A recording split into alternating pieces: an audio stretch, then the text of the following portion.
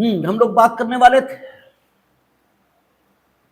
आपका money bill और इसे पारित करने की प्रक्रिया, इसके संबंध में, क्योंकि सामान्य विधायी प्रस्ताव वो जिस प्रक्रिया से पारित किए जाएंगे वो प्रक्रिया कहां दी गई? अनुच्छेद 107। और दोनों सदन अगर सहमत नहीं हो रहे तो फिर पारित करने की प्रक्रिया 108 ज्वाइंट सेशन ये बुलाया जाएगा। लेकिन देश का शासन चलाने के लिए पैसों की जरूरत है, तो जो फाइनेंशियल मैटर्स हैं उनके संबंध में संसद की शक्ति क्या है और संसद कैसे देश पर वित्तीय नियंत्रण कायम करती है, इसके संबंध में बात होगी। और मुख्यतः जो 109 से शुरू होगा और 117 तक जाएगा वो वित्तीय नियंत्रण से संबंधित अनुच्छेद है। सबसे पहली बात यह है कि आपको संसद के कार्य बताए गए थे कि संसद का काम, मुख्य काम तो उसका लेजिस्लेशन ही है, लेकिन उसका एक महत्वपूर्ण काम यह भी है कि सरकार का जो वित्तीय कामकाज है उस पर नियंत्रण रखना, यह भी आपका पार्लियामेंट का ही काम है और पार्लियामेंट उस पर वित्तीय नियंत्रण रखती है। वित्तीय नियंत्रण रखने के लिए जो 4 बातें हैं मुख्यतः उनको ध्यान में ले लेना चाहिए। पहली चीज यह है कि सरकार और संसद के बीच जो वित्तीय कामकाज को लेकर संबंध है उसमें स्थिति यह है कि सरकार एक भी रुपया खर्च नहीं कर सकती, न सरकार को एक भी रुपया मिलेगा जब तक संसद सरकार को धन देने पर अपनी सहमति यह व्यक्त न कर दे। लेकिन एक चीज और भी है कि संसद की शक्ति असीमित नहीं है। हमने आपसे बार बार कहा है और लगातार इस बात को बोलते हैं, लगातार इसीलिए बोलते हैं क्योंकि आप इस ढंग से सोचने के लिए अकस्टम्ड हैं। आप एक ही ढंग से सोचते हैं, छोटे और बड़े, इस प्रारूप में सोचने के अलावा आपकी सोचने की कोई पद्धति विकसित नहीं हुई। आप ये बड़ा है, ये छोटा है, समानता के स्तर पर सोचना आपकी आदत नहीं है। इसलिए बार बार बोलना पड़ता है कि राज्य के तीनों अंगों में कोई वर्टिकल व्यवस्था नहीं है। राज्य के तीनों अंगों में न कोई छोटा है न कोई बड़ा है। ये जरूरत किसकी? लोक कल्याण की। इसके कारण से जो अधिकार जिसे देना जरूरी है वो अधिकार उसे दिया गया है। यह नहीं है कि किसी को महत्वपूर्ण बनाना है इसलिए उसे अधिकार दिए जा रहे हैं। 2 प्रकार के दृष्टिकोण अधिकारों को देने के संबंध में काम करते हैं। एक व्यक्ति की गरिमा और उसकी प्रतिष्ठा, इसकी रक्षा के लिए अधिकारों का दिया जाना और एक जरूरत के कारण से अधिकारों का दिया जाना। जो सम्राट को विशेष अधिकार होते थे उनमें से कई अधिकार उसकी गरिमा और प्रतिष्ठा, इसकी रक्षा के लिए उसे दे दिए जाते थे, जबकि जरूरत आज की डेट में यह एक ऐसा कंसीडरेशन है जिसके कारण से लोगों को या प्राधिकारियों को अधिकार दिए जाते हैं। यहां प्रतिष्ठा, गरिमा, इसका कोई प्रश्न नहीं है। इसलिए अगर जुडिशियरी को कोई अधिकार है तो वो इसलिए ताकि लोक कल्याण इसको सुनिश्चित किया जा सके। विधायिका को कोई हक है तो इसलिए ताकि लोक कल्याण को सुनिश्चित किया जा सके। एग्जीक्यूटिव को कोई हक है तो वो भी लोक कल्याण को सुनिश्चित करने के लिए ही है। इसलिए यहां प्रश्न छोटे या बड़े का नहीं है। सारी चीजों में एक ही कंसीडरेशन है, लोक कल्याण, बस, इसके अलावा कुछ भी नहीं। इसलिए अगर विधायिका इसकी सहमति के बिना एग्जीक्यूटिव 1 रुपया भी खर्च नहीं कर सकती, यानी विधायिका की सहमति चाहिए, तो इसका अर्थ यह नहीं हो गया कि विधायिका बड़ी हो गई और एग्जीक्यूटिव छोटी हो गई। एग्जीक्यूटिव जब मांगेगी तो ही विधायिका खर्च के प्रति अपनी सहमति व्यक्त कर सकती है। यानी विधायिका खुद से चाहे कि वो किसी खर्च को करने के लिए सरकार को मजबूर कर दे, नहीं कर सकती। विधायिका अगर स्वयं कोई प्रस्ताव ले आए, यानी लोकसभा में कोई मेंबर खड़ा होकर यह प्रस्ताव ले आए कि अमुक खर्च सरकार को करना चाहिए, अमुक जगह पर पुल बनाना चाहिए, अमुक जगह पर रेल लाइन बिछानी चाहिए, तो भले ही वो प्रस्ताव सर्वसम्मति से पारित हो जाए, लेकिन फिर भी सरकार वैसा करने को मजबूर नहीं है। ये ठीक है कि सरकार जो खर्च करेगी उसके लिए पैसा उसे विधायिका इसी से मांगना पड़ेगा, और जो विधायिका देगी तभी मिलेगा। लेकिन यह भी तय है कि विधायिका अपनी ओर से चाहे तो 1 रुपया खर्च करने के लिए भी गवर्नमेंट को विवश नहीं कर सकती है। आपको कल ही कहा गया था कि अनुच्छेद 117 वो ये कहता है कि पैसों की मांग के लिए जो भी प्रस्ताव विधायिका में लाया जाएगा वो ऑन रिकमेंडेशन ऑफ प्रेसिडेंट लाया जाएगा। ठीक है ना। रिकमेंडेशन प्रेसिडेंट की अगर नहीं है तो न फाइनेंशियल बिल प्रस्तुत किया जा सकता है न मनी बिल। और यही वो तरीके हैं जिनके माध्यम से पैसा गवर्नमेंट के पास आता है अपनी जरूरतों को पूरा करने के लिए। तो रिकमेंडेशन प्रेसिडेंट की होनी चाहिए, और प्रेसिडेंट की रिकमेंडेशन इसका मतलब ये हुआ कि प्रेसिडेंट खुद कोई भी काम नहीं करते हैं, क्योंकि हम लोग आगे एग्जीक्यूटिव आर्गन में जब प्रवेश करेंगे तो एग्जीक्यूटिव आर्गन में देखेंगे, कहेंगे भारत का एक राष्ट्रपति होगा, संघ की समस्त कार्यपालिका शक्ति उसमें निहित होगी, और वह स्वयं में निहित कार्यपालिका शक्ति का उपयोग या तो स्वयं और या अपने अधीनस्थों के माध्यम से करेगा। यानी प्रेसिडेंट या तो स्वयं कुछ कामों को करेंगे और या अपने अधीनस्थों के माध्यम से। इस बात को जब डिफाइन किया जाएगा तो जो सिचुएशन निकलेगी वो सिचुएशन ये होगी कि प्रेसिडेंट नॉर्मली अपने कामों को अपने अधीनस्थों के माध्यम से करेंगे, केवल कुछ काम निकल कर आएंगे जिन्हें वो स्वयं करेंगे, क्योंकि क्या लिखा है, या तो स्वयं करेंगे और या अपने अधीनस्थों के माध्यम से। तो ये सिचुएशन जब एक्सप्लेन की जाएगी तो ऐसे निकलेगा कि नॉर्मली प्रेसिडेंट अपने अधीनस्थों के माध्यम से काम करेंगे और अपने आप यानी स्वयं बहुत कम मामलों में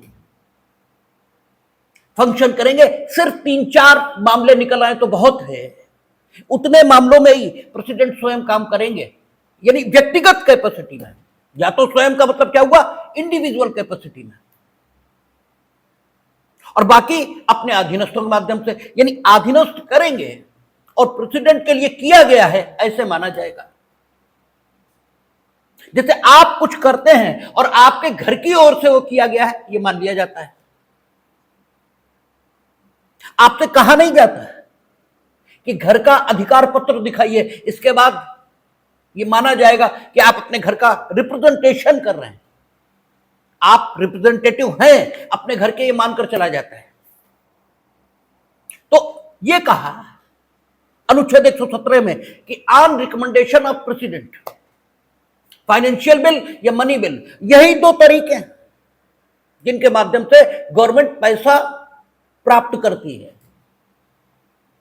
तो ये ठीक है कि संसद की सहमति के बिना 1 रुपया भी गवर्नमेंट खर्च नहीं कर सकती,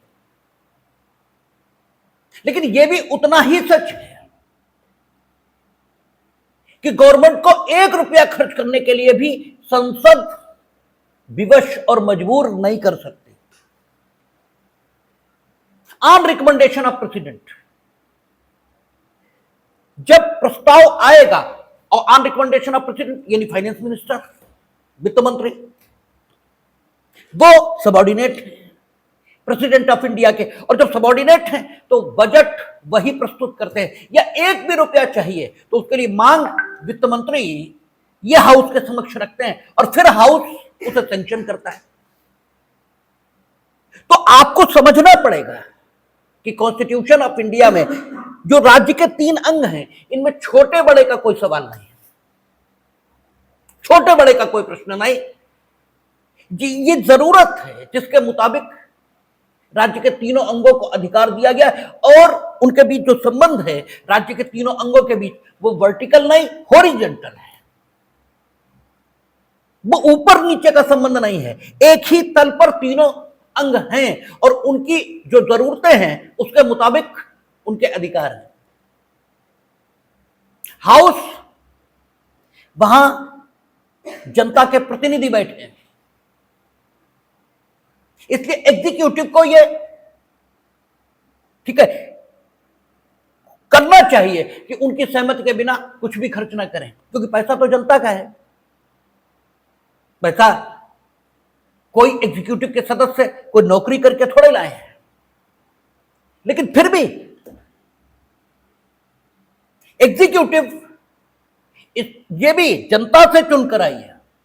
जनता ने जिस दल की एग्जीक्यूटिव है उसके पक्ष में अपना जनादेश दिया है, बहुमत प्राप्त दल का नेता वही प्रधानमंत्री होगा, तो इसलिए उसे पूरा हक है अपनी पॉलिसीज, अपने प्रोग्राम्स जिनका ठीक है जिनको लागू करने का वायदा करके वो चुनावों में जीत कर आया है, उन पॉलिसीज एंड प्रोग्राम्स को उसे लागू करने का पूरा हक ये होना चाहिए। उन पॉलिसीज एंड प्रोग्राम्स को लागू करने के लिए उसे पैसों की जरूरत है, तो पैसे ये व्यक्ति दुरुपयोग इनका कर सकता है। इसके लिए जरूरी क्या है? इसके लिए जरूरी है कि संसद जैसी कोई बॉडी हो जिसकी सहमति से ही वो पैसे खर्च कर पाए, तो ठीक है, चाहे मनी बिल हो और चाहे फाइनेंशियल बिल हो। ये कहां आएंगे? लोकसभा में। और लोकसभा में क्यों आएंगे, राज्यसभा में क्यों नहीं? क्योंकि जनता के प्रत्यक्ष चुने हुए प्रतिनिधि वहीं बैठे हैं, इसलिए लोकसभा में ओरिजिनेट होंगे। और लोकसभा सरकार की मांग पर, जब सरकार मांग करेगी तभी किसी विषय पर कोई धन सरकार को आवंटित करेंगे। आवंटन की जो प्रक्रिया होगी वो मनी बिल के पास होने की प्रक्रिया, फाइनेंशियल बिल के पास होने की प्रक्रिया, ये बोली जाएगी। वो अभी हम लोग उस पर बात करेंगे, लेकिन एक मोटी बात आप समझ लेंगे। मोटी बात यह है कि पैसे का खर्च संसद की सहमति से होगा, लेकिन संसद सरकार को विवश नहीं कर सकती किसी विशेष इशू पर पैसा खर्च करने के लिए या किसी विशेष सेवा पर पैसा खर्च करने के लिए संसद सरकार को विवश नहीं कर सकती। दोनों बातें हैं, संसद की सहमति के बिना नहीं, लेकिन संसद विवश नहीं कर सकती। अपर हैंड है गवर्नमेंट का। गवर्नमेंट जिस विषय पर चाहेगी उस पर पैसा खर्च होगा। गवर्नमेंट जो मांग प्रस्तुत करेगी उस मांग के संबंध में संसद ये अपनी शक्ति का प्रयोग कर सकेगी। हाँ ठीक है, संसद मत दे, नहीं खर्च करेंगे। उन्होंने कहा कि हमें कारगिल में सड़क बनानी, इसके लिए पैसा चाहिए, आप कहते नहीं जरूरी, ठीक है मत दीजिए, नहीं बनेगी। लेकिन नहीं बनी तो गवर्नमेंट गिर जाएगी, क्योंकि माना यह जाएगा कि सरकार ने विश्वास खो दिया है लोकसभा का, तभी तो गिरी, तभी तो उसने मांग प्रस्तुत की और लोकसभा ने नहीं दिया पैसा। तो इसका मतलब ये है कि सरकार के प्रति अब विश्वास लोकसभा में नहीं बचा, तो गवर्नमेंट गिर जाएगी। लेकिन हां, गवर्नमेंट को पैसा नहीं मिलेगा अगर संसद नहीं चाहती है। लेकिन संसद ये बता दे कि गवर्नमेंट अमुक जगह सड़क बनाए, नो, ये नहीं होगा, क्यों? अमुक जगह सड़क बनाने के लिए पैसा चाहिए और पैसा या तो मनी बिल या फाइनेंशियल बिल, इसी के माध्यम से आएगा। कैसे आएगा, क्या क्या उसकी स्टेजेस होंगी, कैसे कैसे प्रस्तुत किया जाएगा, अभी उस पर बात करेंगे। लेकिन मोटा मोटा समझिए, मोटा मोटा कि चाहिए तो मनी बिल या फाइनेंशियल बिल, और वो ऑन रिकमेंडेशन ऑफ प्रेसिडेंट आएंगे। अगर प्रेसिडेंट की रिकमेंडेशन नहीं है तो नहीं आएंगे। तो अगर संसद जो स्वयं कॉन्स्टिट्यूशन इससे जन्म ली है तो कॉन्स्टिट्यूशन का वायलेशन ये तो कर नहीं सकती भाई। जो अधिकार संसद को मिला है कॉन्स्टिट्यूशन के मुताबिक वही तो एंजॉय करेंगे आप। जो सरकार का हक है वो थोड़े ना आप एंजॉय करेंगे। तो यहां संसद चाहे ये प्रस्ताव पारित कर दे, 545 मेंबर लोकसभा के और 250 मेंबर राज्यसभा के सब मिलके कहें तो भी नहीं बनेगा। ठीक है, ऑन रिकमेंडेशन ऑफ प्रेसिडेंट, जब प्रेसिडेंट वित्त मंत्री के माध्यम से प्रस्ताव रखवाएंगे फिर उस पर चर्चा होगी।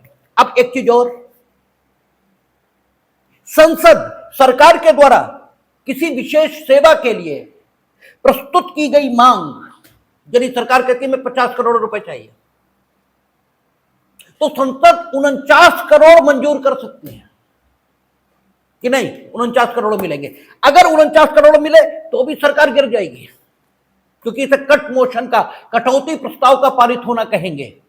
इसका मतलब तब भी यही निकलेगा कि संसद को सरकार में विश्वास नहीं है। वो 50 करोड़ मांगती है, इन्होंने 49 करोड़ दिए, तब भी सरकार गिर जाएगी। इसलिए कटौती प्रस्ताव कभी पास ही नहीं हो पाते, नेवर, आज तक नहीं पास हुए। लेकिन लाने का हक संसद को है। सरकार कोई मांग प्रस्तुत कर रही है, कैसे प्रस्तुत करती है अभी देखेंगे हम लोग। सरकार के मांगे प्रस्तुत करने का तरीका अभी डिस्कस होगा। लेकिन सरकार ने मांग प्रस्तुत की है कि अमुक सेवा के लिए हमें इतने रुपए चाहिए, तो संसद को यह हक है कि संसद चाहे तो उस पर कटौती प्रस्ताव ले आए और कहे इतने नहीं, इतने मिलेंगे। लेकिन संसद उस धनराशि को बढ़ा नहीं सकती, मतलब 50 के 51 कर दे, ये नहीं हो सकता। यानी सरकार की वित्तीय मामलों में शक्तियां बढ़ी हुई हैं, पैसों की मांग के संबंध में और पैसों के खर्च के संबंध में, क्योंकि सरकार कार्यकारी अंग है राज्य का, लेकिन पैसा देने का काम विधायिका करेगी। अब क्योंकि हमने लोकतंत्रात्मक व्यवस्था को अपनाया है, इसलिए पैसों के संबंध में जो लोकसभा है वो अपर हैंड में दिखाई देती है। यानी क्या होगा, चाहे आपको कल भी बात की थी हमने कि पैसों के संबंध में चाहे फाइनेंशियल बिल हो और चाहे मनी बिल हो, दोनों सिर्फ लोकसभा में आएंगे, वे राज्यसभा में नहीं आ सकते, आ ही नहीं सकते। क्यों नहीं आ सकते? अनुच्छेद 117 इसकी व्यवस्था कर रहा है। वो कहता है कि चाहे फाइनेंशियल बिल हो और चाहे मनी बिल हो। आपसे यह भी कहा था कि मनी बिल और फाइनेंशियल बिल अलग अलग है, वो एक नहीं है। मनी बिल किस बिल को कहते हैं ये अनुच्छेद 110 में बताया है। केवल वही बिल मनी बिल माने जाएंगे, उसके अलावा कोई बिल मनी बिल नहीं है। और उसे पारित करने की प्रक्रिया ये अनुच्छेद 109 में दी गई है। लेकिन फाइनेंशियल बिल मनी बिल नहीं है। आप अनुच्छेद 112 पढ़ेंगे, वहां लिखा है वित्त विधेयक, उसे पारित करने की प्रक्रिया। अनुच्छेद 112 में वित्त विधेयक शब्द इसका प्रयोग हुआ है और अनुच्छेद 110 में धन विधेयक इस शब्द का प्रयोग हुआ है।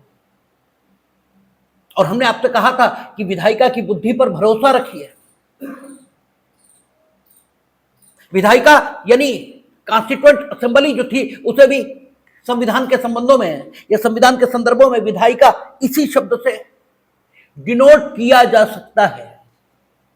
तो फ्रेमर्स की बुद्धि पर भरोसा रखिए। अगर उन्होंने वित्त और धन दो शब्द प्रयोग किए तो इसका मतलब यह हुआ कि धन कुछ अलग बात है और वित्त कुछ अलग बात है।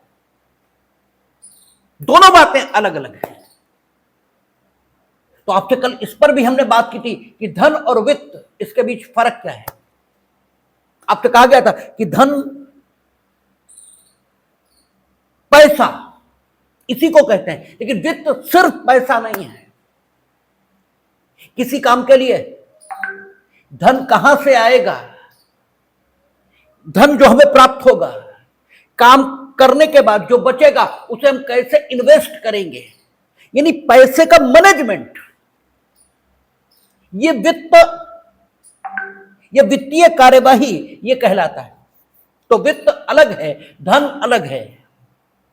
धन में सिर्फ पैसा है और वित्त में धन के अतिरिक्त धन के प्रबंधन से संबंधित बातें ये भी जुड़ी होती हैं। तो धन विधेयक और वित्त विधेयक के बीच जो कल मोटा अंतर किया था वो अंतर ही ये था कि धन विधेयक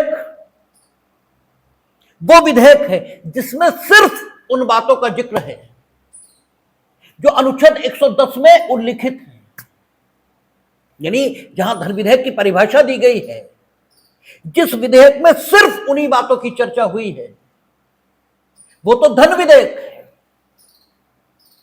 लेकिन जिस विधेयक में उन बातों के अलावा अन्य बातों की चर्चा ये भी हुई है, उसे हम फाइनेंशियल बिल, वित्त विधेयक कहते हैं। और कहा था कि दोनों के दोनों अनुच्छेद 117 की व्यवस्था के मुताबिक सिर्फ लोकसभा में आएंगे। और इस प्रतिबंध को लगाने का कारण भी आपसे कहा गया था कि अगर यह प्रतिबंध न हो उस दशा का विचार करें कि जब यह प्रतिबंध नहीं है। अब केवल इतना लिखा है कि मनी बिल ये केवल लोकसभा में आएगा और बाकी शेष बिल सामान्य विधायी प्रक्रिया के अंतर्गत राज्यसभा या लोकसभा दोनों सदनों में से किसी भी सदन में आ सकेंगे। अगर व्यवस्था ऐसी हो तो क्या होगा। तो आपसे कहा गया था कि फिर यह होगा कि राज्यसभा क्या करेगी कि सामान्यतः तो किसी विधेयक में सारी बातें वो रखेगी, रखेगी से तात्पर्य है रख सकती है, ठीक है। रखेगी कोई जरूरी थोड़े राज्यसभा में बैठे हुए लोग बदतमीज ही होंगे, वो वैसा ही करेंगे, लेकिन रख सकती है। और कानून बदतमीजों को ध्यान में रखकर ही बनाया जाता है। हमने कहा आपसे कई बार कि कानून कहीं बहुत ज्यादा है किसी सोसाइटी में तो वो सोसाइटी अच्छी सोसाइटी नहीं है, वो रहने लायक लोगों की सोसाइटी नहीं है, क्योंकि कानून हमेशा बदतमीजों के लिए बनता है। जो अच्छा आदमी है वो तो नैतिकता के मुताबिक जीवन जीता है, वो तो कुछ करेगा ही नहीं गलत। जब गलत करेगा ही नहीं तो कानून की जरूरत कहां है। कानून अगर किसी सोसाइटी में बहुत ज्यादा है तो वो सोसाइटी अच्छे लोगों की सोसाइटी नहीं है, कि मानकर चलिए भाई क्यों कानून काहे के लिए, कोई किसी को मारेगा ही नहीं तो हत्या का कानून क्यों होगा। अगर कोई चोरी करेगा ही नहीं तो चोरी का कानून क्यों होगा। इसीलिए हम बार बार कहा करते हैं कि आपको जब हम लोग पढ़ते हैं ना कि अंग्रेजी सिस्टम जब आया तो देश में कानून व्यवस्था पैदा हुई, क्योंकि तो बहुत अच्छी बात नहीं है। उनके आने के साथ ही ये देश लंपट हुआ, ये देश चोर हुआ, तो उनके आने के साथ व्यवस्था पैदा ही होगी। ये देश उससे पहले लंपट और चोर था ही नहीं, तो कानून क्यों होगा, उसकी जरूरत क्या है।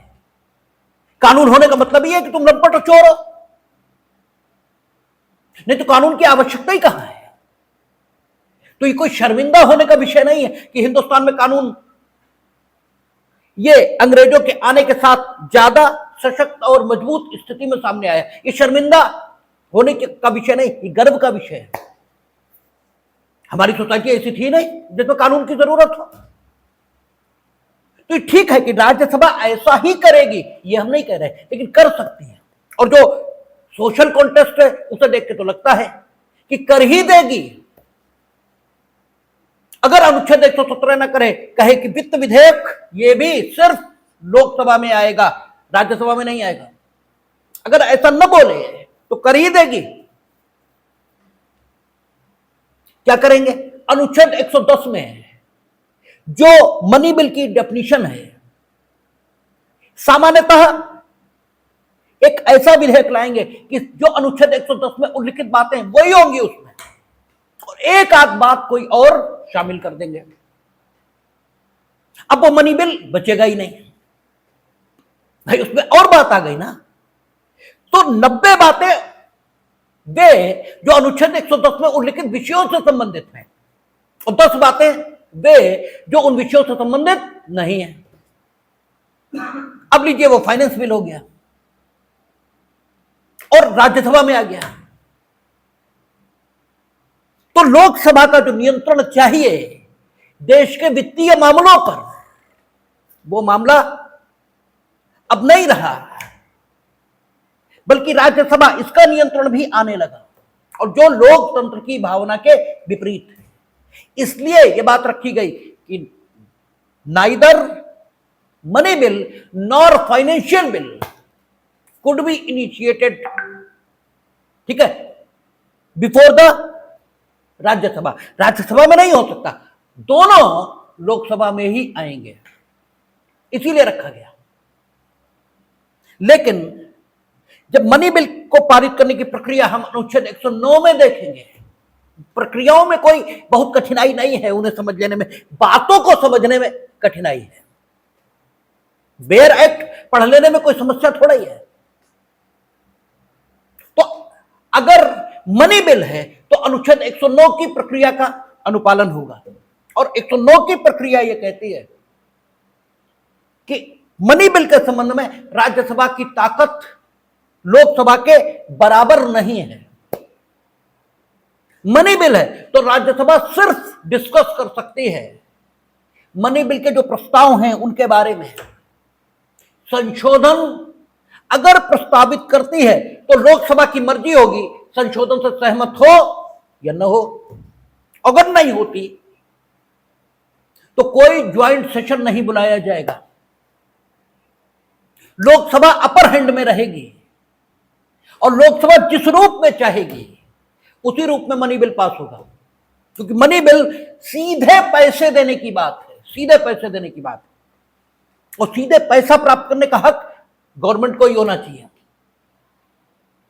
क्योंकि गवर्नमेंट उसी दल की होगी संसदीय लोकतंत्र में जो बहुमत प्राप्त दल का नेता है, जो ऐसा दल है जिसने चुनावों में जनता से सीधे मत प्राप्त किया है अपनी पॉलिसीज एंड प्रोग्राम्स के प्रति। तो पैसा सीधे प्राप्त करने का हक उन्हीं को होना चाहिए। तो मनी बिल इस पर कोई बात नहीं होगी, और गवर्नमेंट हमेशा लोकसभा में बहुमत में होगी, वो करा ही लेंगे।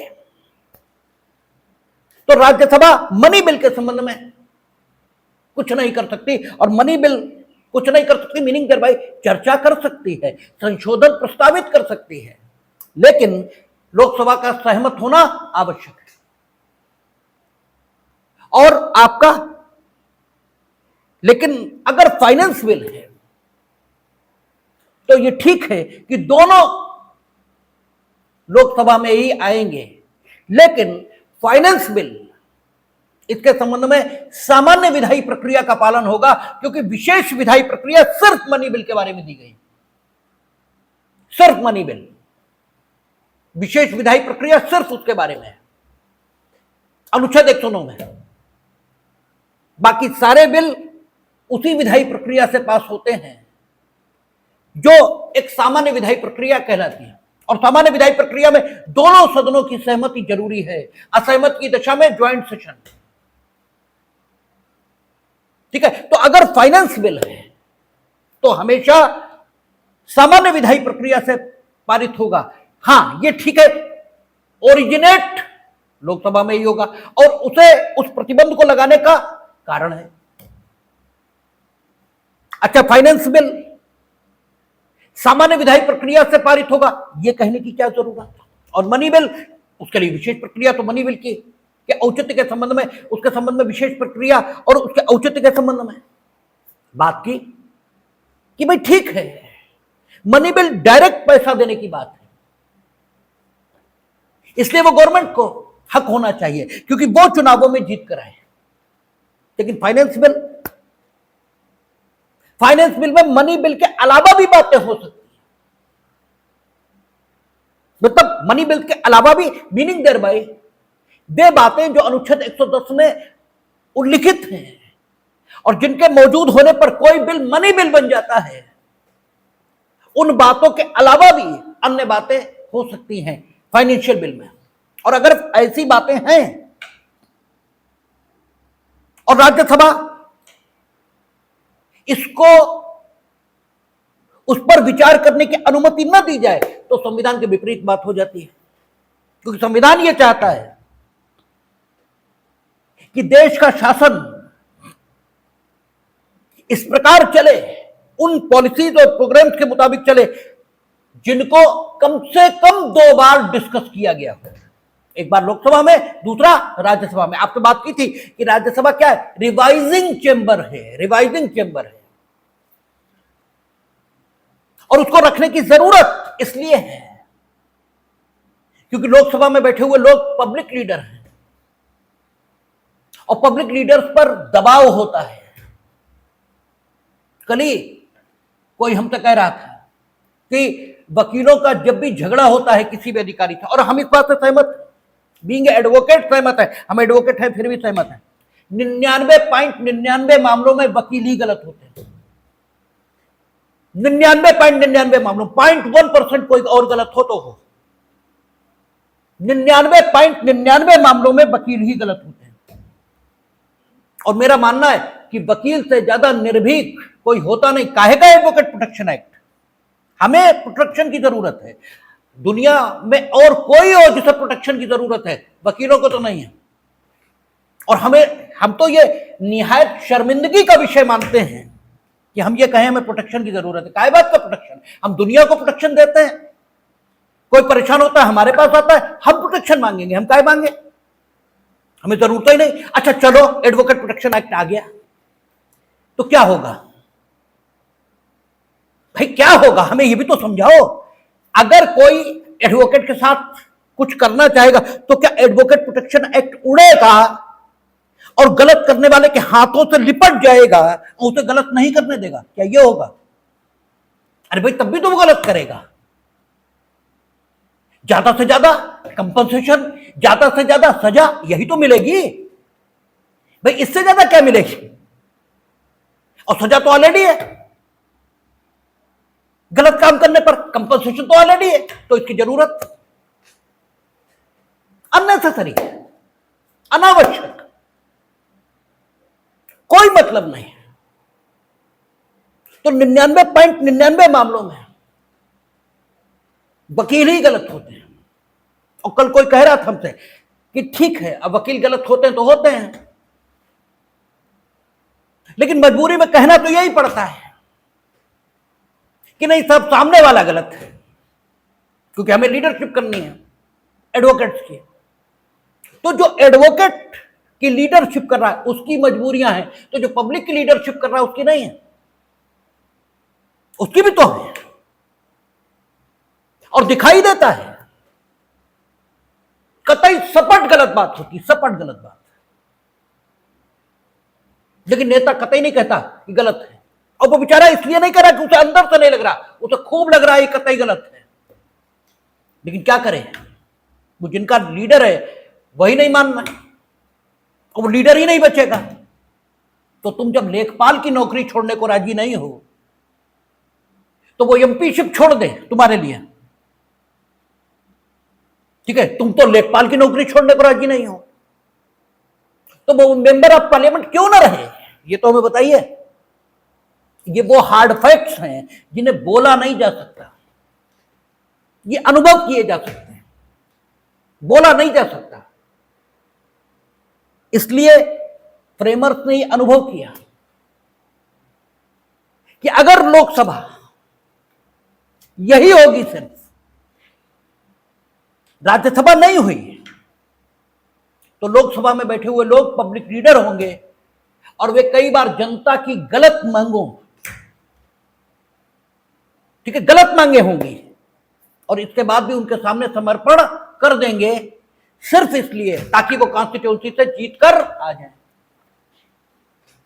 ठीक है, दूसरी बात, वो जल्दबाजी में हो सकते हैं। तीसरी बात कि वे ऐसे लोग हो सकते हैं जो पर्सन ऑफ क्वालिटी तो नहीं है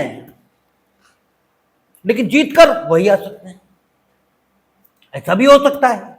इसलिए एक रिवाइजिंग चेंबर तो चाहिए, एक रिवाइजिंग चेंबर होना चाहिए जहां पर्सन ऑफ एबिलिटी ये बैठ सकें और चीजों पर गंभीरता से विचार कर पाए। इसके लिए राज्यसभा आई। तो कॉन्स्टिट्यूशन की स्पिरिट है, इच्छा है कि क्या हो, देश के शासन में जो चीजें मूलभूत हैं उन सभी प्रस्तावों पर दोहरा विचार हो। तो मनी बिल की बात अलग है, मनी बिल की बात अलग है, वो सीधे पैसा खर्च करने की बात है।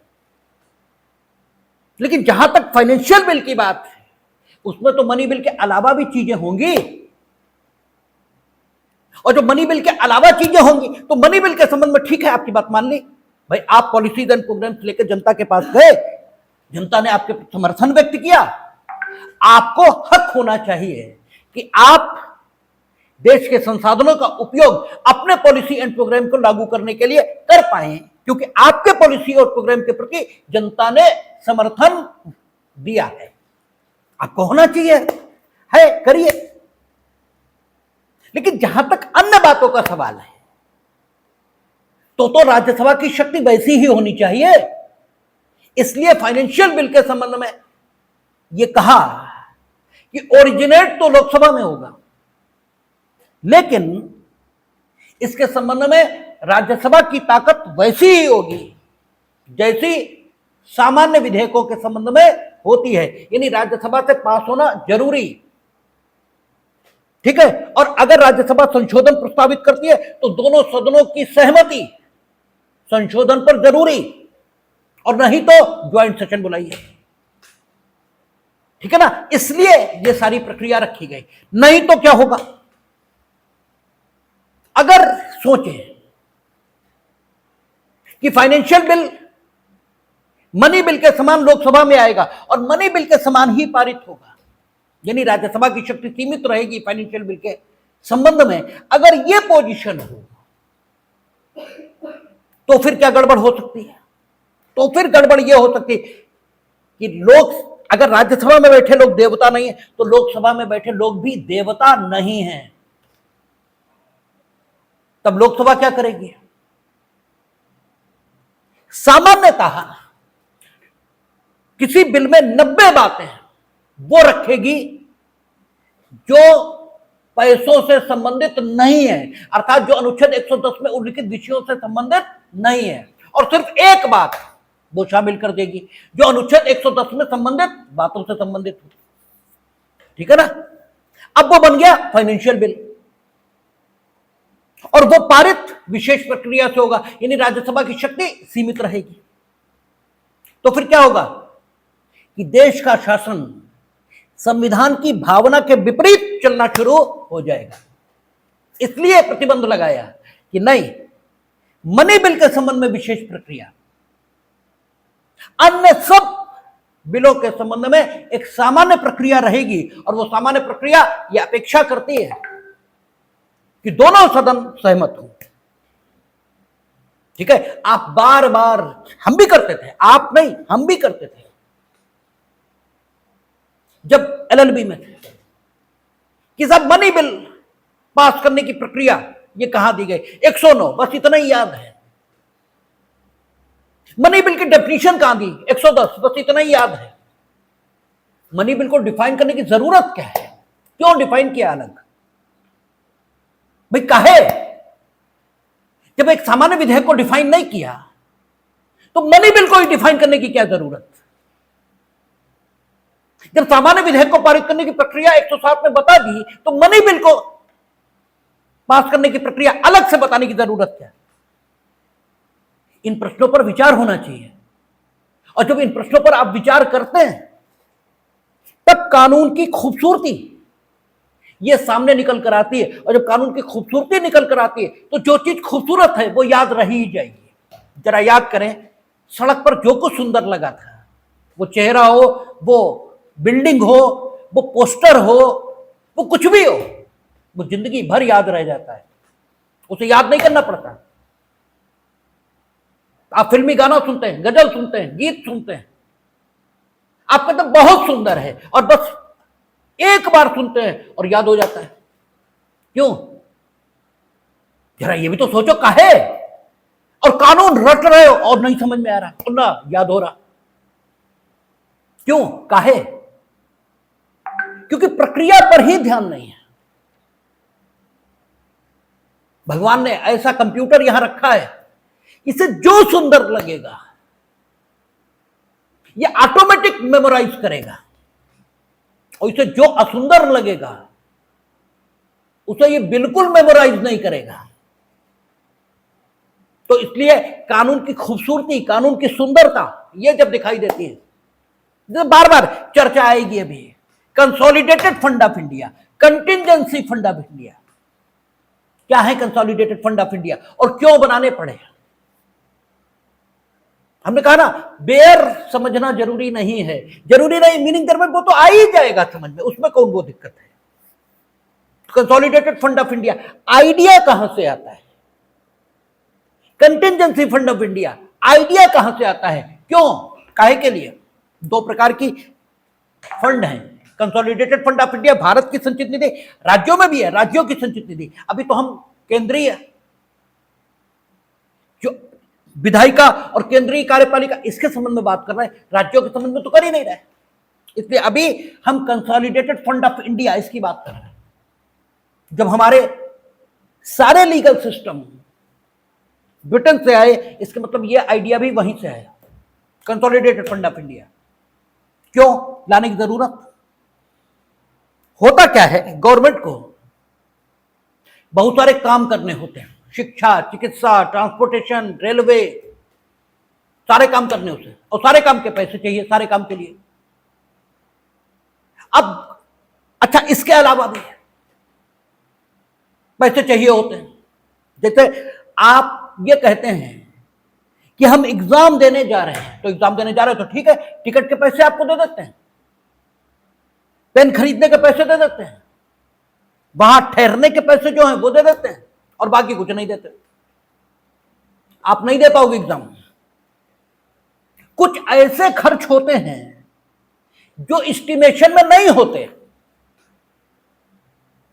जिनके बारे में अंदाजा ही नहीं लगता, और वो होते हैं, ठीक है ना, अंदाजा ही नहीं है, आप बता ही नहीं सकते। वो ऐसी नीड्स हैं जिनके बारे में सोचा ही नहीं जा सकता, लेकिन वो होती हैं। तो जो कुछ हमने कहा कि तत्व में है वही तो ब्रह्मांड में है। अणु और परमाणु जिससे मिलकर बने उसी तो ब्रह्मांड बना है। तो जो तत्व में है वही तो ब्रह्मांड में है। जो आपके जीवन की वास्तविकता है वही तो एक देश के जीवन की वास्तविकता है। अगर आप कुछ भी ठीक से समझ लेंगे, कुछ भी, तो फिर कुछ पढ़ने की जरूरत नहीं है। जैसे किताबों में जो कुछ लिखा है वो आखिर किसी ने तो जाना था, तभी तो लिखा है। जिसने जाना था उसने तो कोई किताब नहीं पढ़ी थी, उसने कहां से जाना था? उसने तो प्रकृति से जाना था, नेचर से जाना था। इससे सबसे अच्छी टीचर कौन है? नेचर। आज आपने किताबों में पढ़ लिया कि विनम्रता अच्छा गुण है। जिसने पहली बार जाना था उसने किताब में तो नहीं पढ़ा था, उसने काहे से जाना था? उसने फलों से लदे पेड़ को देखा होगा। उसने देखा होगा कि पेड़ जब फलदार हुआ झुक गया, ठीक है ना। इसका मतलब झुकने में कोई विशेष बात है, और वो झुका। इस कारण से लोगों में उसके रक्षा का भाव पैदा हुआ, क्योंकि वो फलदार है। हमारे यहां है कि फलदार वृक्ष काटे नहीं जाते। फलदार वृक्ष नहीं काटे जाएंगे। इसका मतलब यह है कि जो विनम्र हो जाएगा उसकी रक्षा किसी बंदूक से करने की जरूरत नहीं, उसकी रक्षा हो ही जाएगी, उसकी रक्षा सोसाइटी करेगी। तो ये सिद्धांत सीखने के लिए कहते हैं ना कि सिर झुकाना ये सजदा नहीं है, खुद झुकना ये सजदा है। ठीक है ना। आप लोगों में से कई बार लोग आते हैं जिस दिन पहले दिन ज्वाइन करते हैं, ठीक है, अगर आप किसी के सामने सिर झुका रहे हैं तो हम तो कई बार मना भी कर देते कि अभी तुम मत झुकाओ, अभी तुमने हमें जाना ही कहां है, क्यों झुका रहे हो? अगर अभी झुका रहे हो तो संस्कारों के कारण, अभी तो सिर्फ संस्कार हैं, तुम्हें घर से सिखाया गया है कि टीचर के सामने झुक जाना चाहिए, अभी झुक नहीं रहे हो, अभी झुक नहीं रहे। झुकोगे तो उस दिन जिस दिन आप हमें जानोगे। संबंध तो धीमे धीमे विकसित होंगे, संबंध एक दिन में तो नहीं हो सकते। ठीक है, आपने हमें जाना ही नहीं, आज पहली बार मिले, आप क्यों झुकेंगे? अगर अभी झुक रहे हैं तो आप ये झुक नहीं रहे, ये आपका संस्कार है, ये आपकी आदत है। तो आदत, ठीक है, आदत वश झुकना और विनम्रता वश झुकना दोनों के बीच फर्क है। ठीक है, आदत अलग बात है और झुकना अलग बात है, दोनों बातें अलग अलग। तो हर सजदा, हर सिर झुकाना सजदा थोड़ा ही है। जब आप झुकते हैं तब सजदा होता है। ठीक है ना। तो सवाल यह है कि आपके सजदों में वो असर क्यों नहीं है जो उनके सजदों में है, जिनकी चर्चाएं आप करते हो। तो उनके सजदे सजदे हैं, तुम्हारा सजदा आदत है, इसलिए वो असर ही नहीं है। ठीक है। और उन्होंने, जिनकी चर्चा जिनके सजदे की करते हो, उन्होंने सजदा करना कहां से सीखा था? किसी किताब से नहीं सीखा था, किसी किताब से नहीं सीखा था, उन्होंने जिंदगी की किताब से सीखा था। ठीक है ना। तो इसलिए सब कुछ ये जीवन सिखाता है। अगर एक भी चीज ठीक से समझ ली जाए तो कुछ भी सीखने को शेष नहीं रहता। क्या हुआ इंग्लैंड में? होता यह था कि गवर्नमेंट को पैसे चाहिए अपने खर्चों को चलाने के लिए, और खर्चे जब आप मांगेंगे किसी से तो सारे खर्चे आपके ध्यान में ही नहीं आएंगे। मांग कहां से लोगे? अरे मांगोगे तो वही जो ध्यान में आएगा। आप कहते भी हो कई बार, यार भाई 2000 रुपए दे दो, जो बचेगा हम वापस कर देंगे। ठीक है, हम डिटेल नहीं बता सकते, डिटेल ध्यान में ही नहीं है। अब यही होता था वहां इंग्लैंड में। सम्राट, वहां एग्जीक्यूटिव का हेड कौन है? सम्राट। यहां राष्ट्रपति मांग प्रस्तुत कराएंगे, वहां सम्राट मांग प्रस्तुत कराता था पार्लियामेंट के सामने। पार्लियामेंट के सामने उसने मांगे रखी। पार्लियामेंट ने क्या किया? ठीक है, उनका रेलवे के लिए 2000 चाहिए, उन्होंने कहा ठीक, चिकित्सा के लिए इतने चाहिए, यानी ये लग गए। ठीक है, इतने चाहिए, इतने चाहिए, इतने चाहिए। अब गवर्नमेंट को जो पैसे चाहिए आएंगे कहां से? टैक्सों से। टैक्स से ही तो आएंगे। टैक्स फीस उधार लेना, यही तो है तरीका, और कहां से आएंगे? उसके लिए पार्लियामेंट ने इजाजत दे दी कि ठीक है, इन पैसों को लेने के लिए इतने टैक्स आप लगा लें। अब लग गए टैक्स। अब हुआ क्या कि टैक्स के पैसे सम्राट के पास आ गए। अब उसने मांगे तो रेलवे के लिए थे, मांगे किसके लिए थे? कि रेल चलानी है। टैक्स लग गया, पैसा आ गया। हमने कहा ना कि बदतमीजी किसी भी पार्ट पर होगी, इसलिए विश्वास किसी पर नहीं, किसी पर नहीं। विश्वास सिर्फ भगवान पर। भगवान ही ऐसे हैं जिन पर विश्वास किया जा सकता है, बाकी किसी पर विश्वास नहीं। ठीक है, भगवान अलग अथॉरिटी हैं, उनके बारे में तो अथॉरिटी कहना भी ठीक नहीं है। बस वो हैं, उनके साथ कोई संबंध तो जोड़ा नहीं जा सकता, क्योंकि संबंध जोड़ते ही उसमें मानवीय संबंध आते हैं, और फिर भगवान मानव जैसा दिखने लगता है, और फिर भगवान मानव जैसा दिखेगा तो उसमें मानवीय दोष आ जाएंगे, और भगवान निर्दोष है ये मानना पड़ेगा, इसलिए वो तो नहीं जोड़ा जा सकता। लेकिन विश्वास सिर्फ भगवान पर हो सकता है, बाकी किसी पर नहीं। और ये जो लेसन है, ये जो पाठ है, ये भी जीवन ने सिखाया है। हुआ क्या, इंग्लैंड में पैसा इकट्ठा होना शुरू हुआ, टैक्सेस लग गए, पैसा आ गया। अब पैसा आने के बाद पार्लियामेंट का कोई नियंत्रण बचा ही नहीं। भाई पार्लियामेंट पर का कोई नियंत्रण अब है ही नहीं, पैसा तो आ गया, उनका टैक्स लगा, भाई हमें इसके लिए चाहिए, इसके लिए चाहिए, इसके लिए चाहिए, उन्होंने ठीक टैक्स लगा दो, पैसे मिल गए। अब उनने अपने लिए बढ़िया कार खरीद ली, बंगला बना लिया। अब क्या कर लोगे, भाई पैसे तो मेरे पास आ गए, भाई अब पैसे तो मेरे पास हैं, हम जो चाहेंगे खर्च करेंगे। या एक सेवा उन्हें महत्वपूर्ण लगी, उस पर खूब पैसे खर्च किए, बाकी कुछ किया ही नहीं। तो पार्लियामेंट ने क्या किया, पार्लियामेंट ने यह किया कि उन्होंने सुपरवाइज करना शुरू कर दिया कि हमने जिस मद में जितना पैसा आपको दिया है, आप उसी मद में खर्च करेंगे। अब ये सुपरविजन शुरू हो गया। अब दिक्कत फिर आ गई, क्योंकि टैक्सेस एनुअल बेसिस पर लगते हैं, मतलब इस साल हमारी ये जरूरत है, इस साल हम पुल बनाना चाहते हैं, इस साल हम ये करना चाहते हैं, इस साल हम बिजली घर लगाना चाहते हैं, तो हमें इतने पैसे चाहिए, एनुअल जरूरतों के मुताबिक। अब पार्लियामेंट ने कह दिया ठीक है, आप लगा लीजिए टैक्स, आपने टैक्स लगा लिया। अब वो देखना है साल भर कि इस टैक्स से इतने पैसे कलेक्ट होंगे, असेसमेंट तो होता ही ना, इतने पैसे कलेक्ट होंगे, इतने पैसे बिजली घर में लगेंगे। तो वो देख रहा है कि एक एक पैसा बिजली घर में खर्च हो रहा है या नहीं।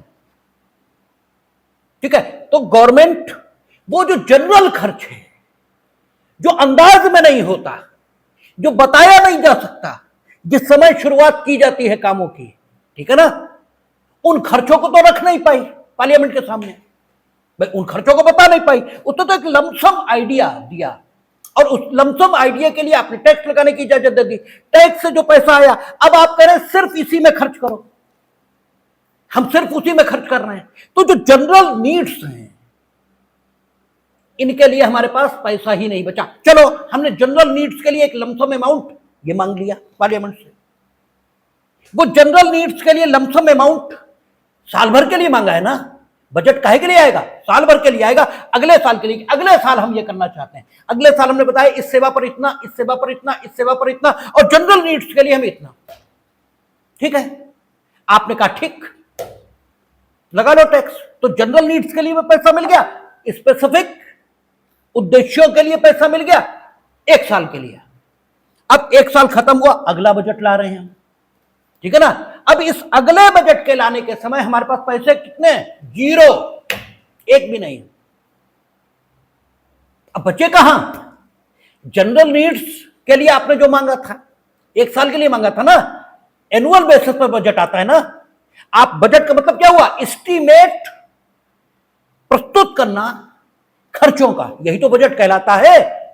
जैसे तुम्हारा नाम एक पर्टिकुलर है, ऐसे ही बजट किस चीज का नाम है, एनुअल एस्टिमेशन, कि कमिंग जो ईयर आ रहा है उसमें हमारे खर्च कितने हैं और वो पैसे हम कहां से लाएंगे, ठीक है ना, उसका प्रबंधन, उसका एस्टिमेशन, यही तो बजट है।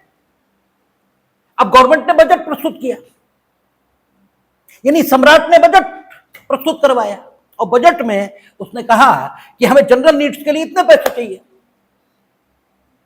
और सामान्य नीड्स के अलावा हमें स्पेसिफिक उद्देश्यों के लिए इतने पैसे चाहिए।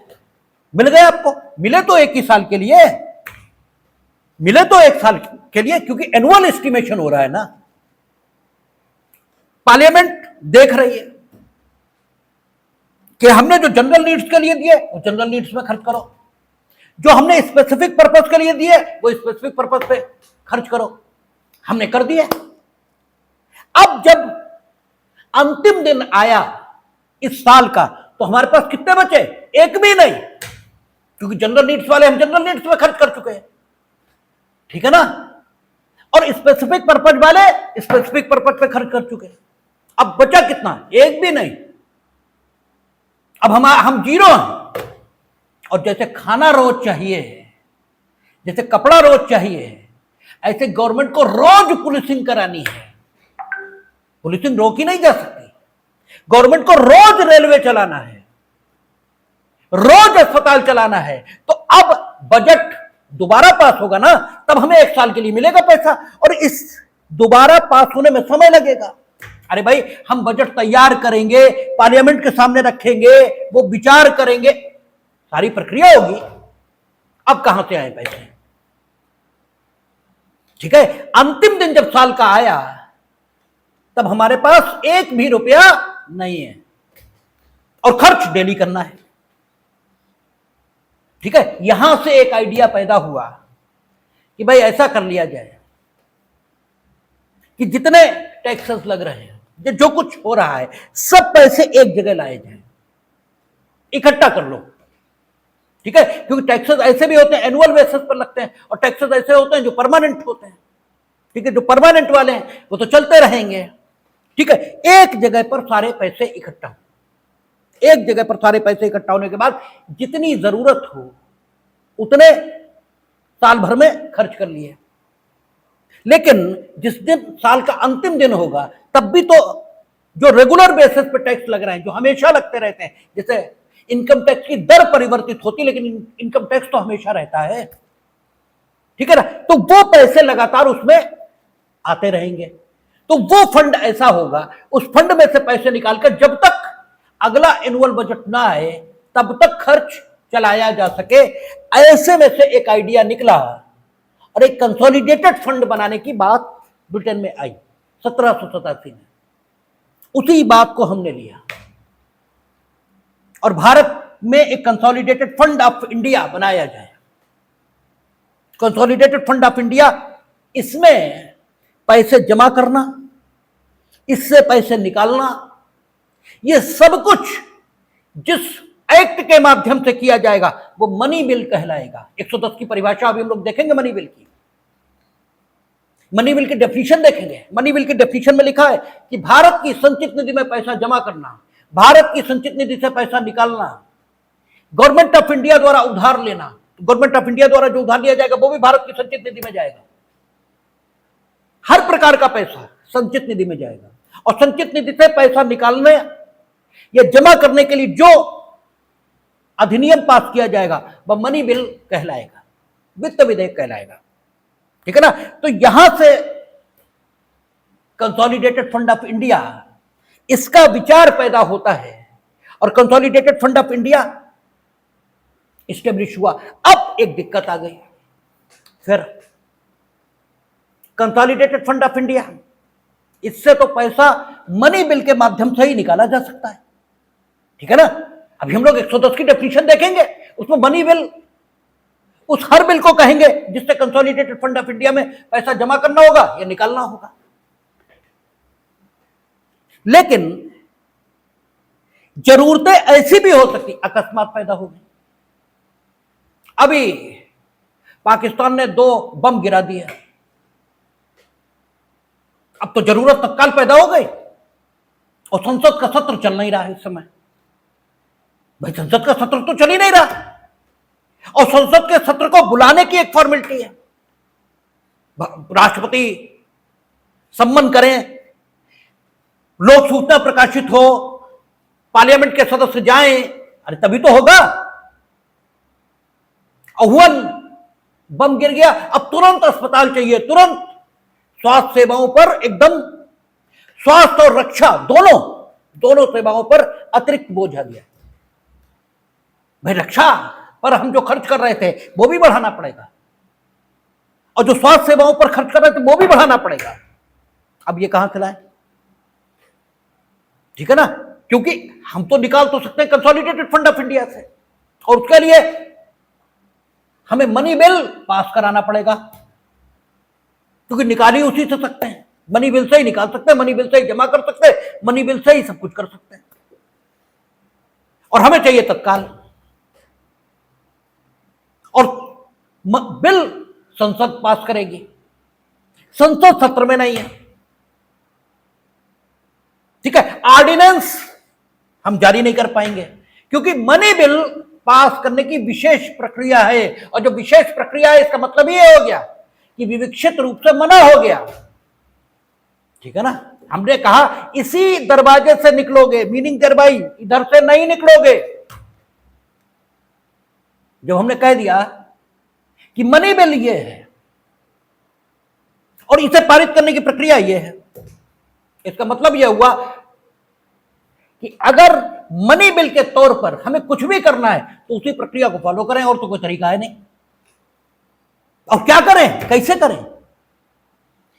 तो ऑर्डिनेंस से तो कुछ कर नहीं पाएंगे हम। अब क्या करें, कहां से लाएं पैसे? तो एक विचार आया कि कंटिंजेंसी फंड ऑफ इंडिया ये भी स्थापित किया जाए। भारत की आकस्मिकता निधि 1950 में शायद 50 करोड़ रुपए से आकस्मिकता निधि स्थापित की गई है, और इसमें से जब गवर्नमेंट खर्च करती है तो और बढ़ गई। मतलब जो इनिशियल अमाउंट था वो शायद 50 करोड़ रुपए था 1950 में। 1950 आज तो बहुत समय बीत गया। 1950 में जो हमारी जीडीपी और सारी चीजें थी उससे तो बहुत ज्यादा अब हम हैं। तो contingency fund of India, Bharat की आकस्मिकता निधि, भारत की संचित निधि, भारत की आकस्मिकता निधि, एक आकस्मिकता निधि स्थापित की गई है। इसमें से खर्च करने के लिए गवर्नमेंट को कोई बिल पास नहीं कराना है। ठीक है ना, वो अपनी एग्जीक्यूटिव पावर में इससे निकाल लेगी और खर्च चलाएगी।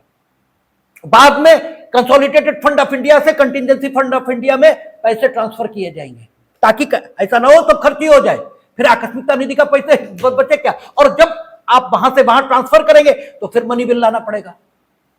तो अप्रत्यक्ष संसदीय नियंत्रण आ गया, किंतु जरूरत से हम निपट लिए तत्काल।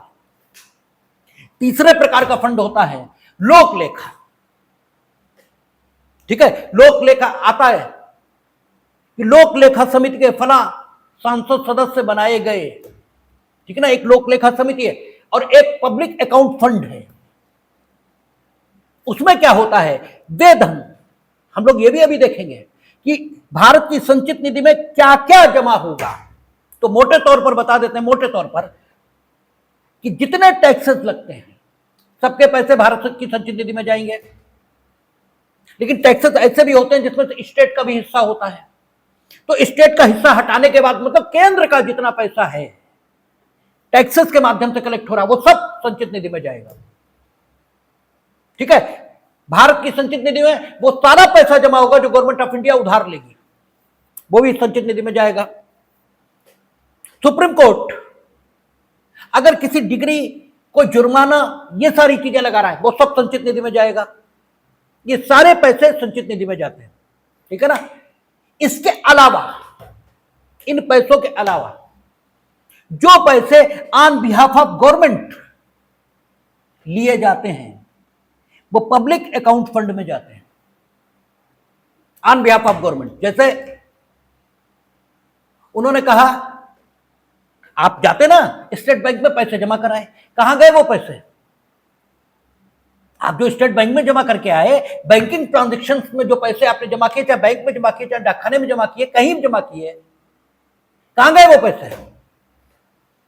तो वो भारत के लोक लेखा पब्लिक अकाउंट फंड है, उसमें जमा होते हैं। ठीक है ना, गवर्नमेंट ऑफ इंडिया अपने भरोसे पर जो भी पैसा लेंगे, जैसे ये भी होता है आप जाओगे तो वो कहेंगे ये लाइसेंस हम आपको तब देंगे जब 5,000 करोड़ रुपए आप सिक्योरिटी जमा करोगे। जैसे आप देखते ना प्राइवेट ऑपरेटर्स आए हैं, आपका एयरटेल है, वोडाफोन है, ये सारी चीजें आई है ना। अच्छा, ये भारत के संसाधनों का उपयोग कर रहे हैं, जनता को सुविधा दे रहे हैं, तो अगर जनता पैसा लेके भाग जाए तो कौन देगा? गवर्नमेंट की काउंटर गारंटी है, गवर्नमेंट देगी। 12 इंश्योरेंस सेक्टर में काम करने के लिए कंपनियां आई हैं और गवर्नमेंट उस काउंटर गारंटी को देने के लिए पैसे लेती है। कहती है हम तुम्हें लाइसेंस ही तब देंगे जब तुम इतने 1,000 करोड़ रुपए जमा करो। भाई अगर तुम लेके भाग गए तो हमें तो देना पड़ेगा, और जब हमें देना पड़ेगा तो हम कहां देंगे?